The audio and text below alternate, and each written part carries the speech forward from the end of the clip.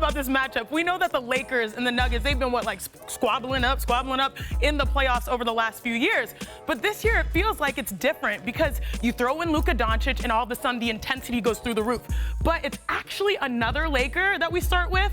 Austin Tyler Reaves, as Perk likes to say, or Hillbilly Kobe, some like to say, is showing why he's really grown in games without LeBron James. I mean, look at this. He's putting up all NBA type of numbers when LeBron James is out, and that has helped keep the Lakers afloat. 28.6 and 8.4 assists per game. And let's start with the assists because he is great at playmaking. You sleep, I teach. Unfortunately, on this play, it's Russell Westbrook who falls asleep ball watching because everyone's waiting to see what he does. Instead, there's a slip to the basket, an easy finish. But we all know this man likes to cook. He's one of their best off-the-dribble scorers. And so here, when there's no help, you're on an island. I'm sorry, Mr. Murray, I'm going to take you to the rim. His physicality, his ability to stop that counter move, the fadeaway off the glass, it's beautiful. But this is a fun matchup for a reason because as for the Nuggets, follow me on this one, y'all. We know that Nikola Jokic is the center of the solar system, right? But Jamal Murray, he's a big part of it. He's a big part of the constellation. Not that that really makes sense because I'm nerdy and I'm a Stanford grad, but if we're talking about March, Jamal went to Kentucky, and you know, when we talk about stars, he has been that. His blue blood pedigree keeps him cool in the clutch. I'll show you guys, and I'm sorry, Lakers fans, you guys remember this. Last year in the playoffs, what was this, Game 2 fadeaway? This is when AD was saying, hey, I'm the DPOY, and then he gets isolated in the corner, and then Game 5, it happens again. Jamal Murray, I don't know what's in the water when the Lakers come to town and when it matters the most, or even most recently, like a week ago, he's able to knock down a clutch three. So Jamal Murray has been a Lakers stopper, but this Lakers team is different. They have help. They have Luka Doncic, and Austin Reaves is playing his best basketball. I cannot wait. And again, y'all, thank you. You like it? I love it. Yes. All right. I also love that we get to see Luka and the Lakers again in next Wednesday's ESPN NBA doubleheader. I don't say this lightly by any means, but being around him and spending the time with him, he's the guy. Here's Cunningham, goes inside and throws it down. Tell me if you ever done that. Up and under from Cade Cunningham, and now it's a clinic. Look at this, folks. This is Houdini. What a block by Cade. Oh, Count that baby and a foul. He's got the potential to be that perennial superstar. Cade Cunningham is the favorite to win Most Improved this season, and when you see the company he keeps, it makes a lot of sense. He's the first player since Oscar Robertson in 1962 to put up numbers like this at age 23 or younger, and that growth from Cade, it's helped the Pistons win 38 games this season, more than they've had in the last 2 seasons combined. So certainly Cade has been playing at an elite level lately, but the other night against the Thunder, the conversation after the game, UD, was about his ejection, and after later leading to a Thunder win. And his head coach, JB Bickerstaff, did you hear this? Let's listen together because he did not hold back after the game.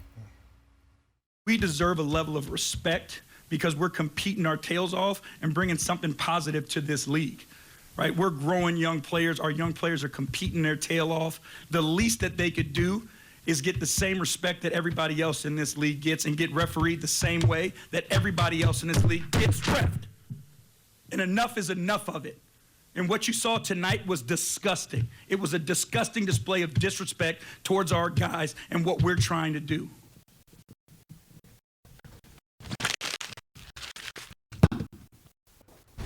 Okay, so obviously, JB was speaking about the refs specifically, but I think we can take this a little bit bigger picture here and about respect to the Pistons in general. How, UD, does this young Pistons squad earn respect? JB. I'm with you, dog. You ain't the same Pistons no more. They is not the same Pistons no more. The world understands this. Keep winning.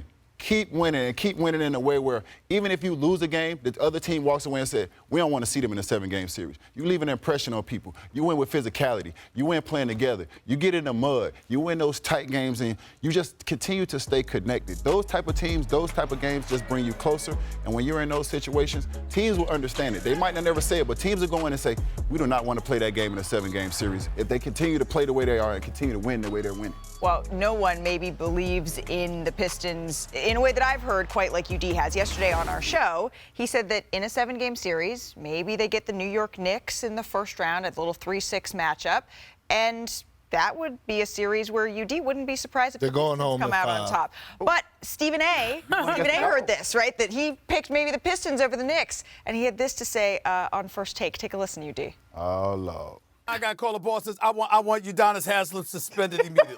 I actually think Udonis is really good, and he needs to be on TV more. I want him suspended. I want him suspended. Listen, I am proud of my brother UD. By the way, I love him to death. He does a fantastic job for us. I'm really, really proud of him. You know, he has been sheer perfection on ESPN until that scene right there, until that clip right there. He should be suspended immediately, you understand, for saying such things, knowing how that was going to break my heart. Hello, bosses? Oh, yeah, UD's not going anywhere, but that was a heck of a take. You want me suspended? Not No, going you just anywhere. got here. You just got here. Not going anywhere. And guess what? I'm doubling down, Stephen A. Oh. I'm doubling down. Them boys want that smoke. Come on with it with New York if you want to. They coming. The New York coming, and they'll beat the Pistons in 5. A dog lover going against the dogs. This is confusing. Hold on. Here's the thing, UD, and you know this better than me. The scouting report in the regular season look like this. The scouting report in the postseason gets about this thick, right? And so when I'm thinking about the preparation, the game planning, the film session, okay, those defenses that Cade Cunningham has been seeing, like those trap, get out of there. No, it's trap till you give up the ball. And then he's not getting the ball back. They have to go through those growing pains before I could anoint them. And I'm looking at the New York Knicks, and I'm looking at what they got, even with an injured Jalen Brunson when he returned. And if he's not healthy, Karl Anthony Towns is still going to be the best player in that series. And you talk about dogs, Josh Hart is a dog. OG Anunoby is a dog. Like, they have the dogs. Mikal Bridges, he's a dog. Nowhere in hell the Detroit Pistons are going to beat them. Man, listen here. Since both of y'all like to bark at each other because you guys are both dogs, I don't know if it's like a Rottweiler here and a Bulldog over there. I'm a little bit of a Chihuahua. What I look at this is, can the Detroit Pistons bully them? Can they bark at them? Oh my God. Malika and her. Look, can they bark? We're still awaiting to see their bite when it comes to experience. It's not like a foregone conclusion that like the New York Knicks are going to go in there and sweep. No, I think they have to have these steps in order to be successful. That's the most important thing. And also, like, you know, respectfully, like, this is a team that has gone from 14 wins last year, I believe, to 38 now. That's a huge jump. They're doing the right thing. And I think Coach JB did the exact thing you're supposed to do. Fight for your guys, especially at this point when they need their confidence higher than ever. Absolutely, especially when those same guys out on the floor are fighting. We're all getting tested. I said this before, including myself.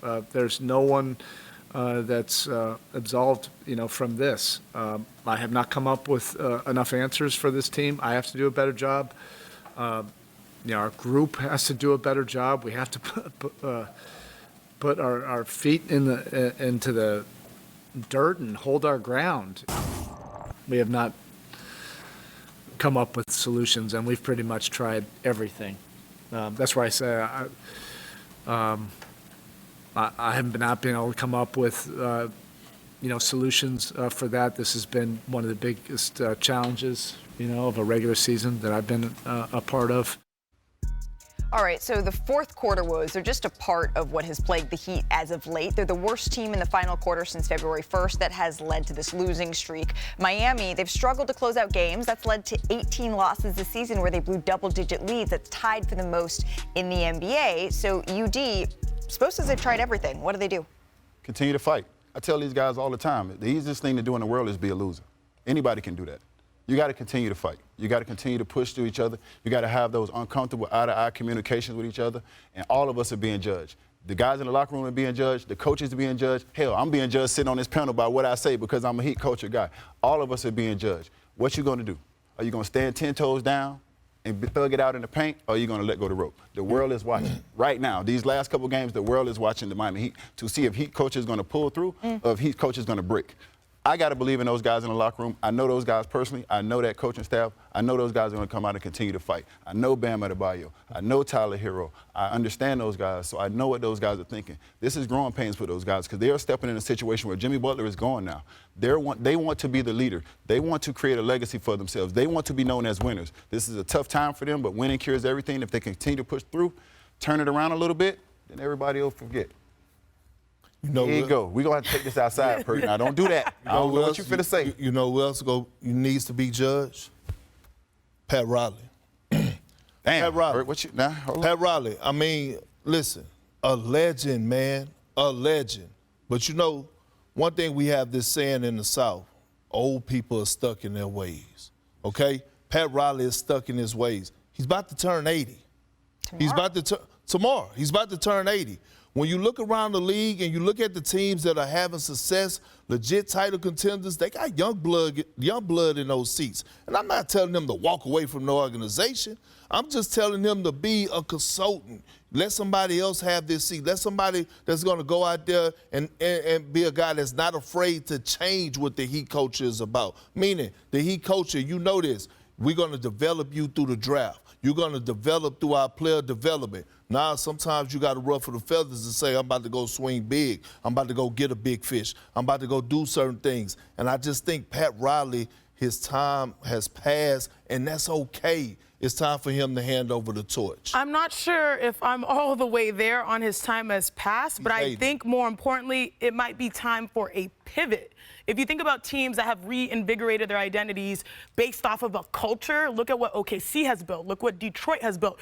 The Knicks are a good example of they had a similar, we're going to grind it out type of situation, but then they pivoted towards getting Karl Anthony Towns and getting offense. Not all is lost. And I feel like the expectations are super high for the Miami Heat relative to where they are. They knew a couple off seasons ago they needed help. They took a swing at Dame Lillard. They knew this season they needed help. They took a swing at the trade deadline. We heard Kevin Durant even being in the mix of potentially going there.